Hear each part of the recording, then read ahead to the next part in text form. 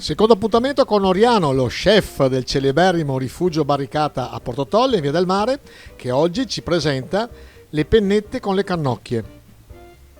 Anche qui al dente. Al dente, per finire la cottura sul legame.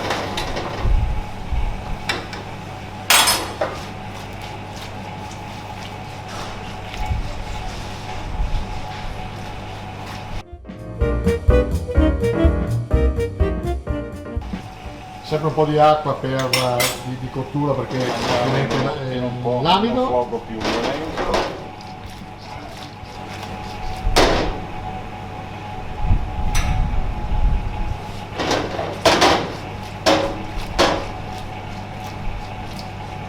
A me piace un po' piccantine.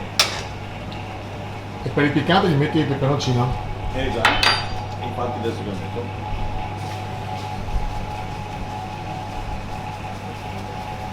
Ah, ne butti anche un bel po'.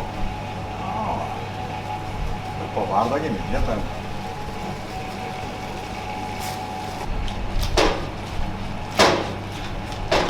Poi dice che il peperoncino fa bene, abbassa la pressione.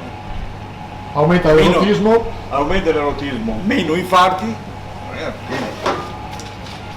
Ecco, la cannocchia questa sconosciuta, come si mangia?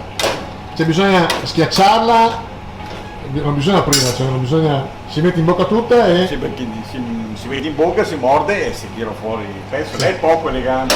Però non ci sono altre alternative, non è che bisogna... No, poi può mettere anche solamente il frutto, solamente la polpa, però a parte che ogni volta più, ma più buona così con carapace, perché carapace da gusto no. Quindi siccome mi sono sempre posto il problema, lo posso mordere e poi sputare fuori la L'eleganza naturalmente devi avere un po' di eleganza. Impiattiamo, qua vediamo i bigoli con le cozze di prima e adesso l'impiattamento delle penne con le cannocchie. Ripetiamo sempre frutti della sacca di Scaldavaria, chilometro zero, visto che abbiamo la fortuna di abitare in un territorio particolare per la pesca, ma soprattutto particolare per la qualità dei frutti, del Prezzo di Molino, anche prezzemolo qua. come prima, quanto basta. Io lo chiamo così, no? Effetto neve, perché non si raggruppa. E buon appetito da Oriano.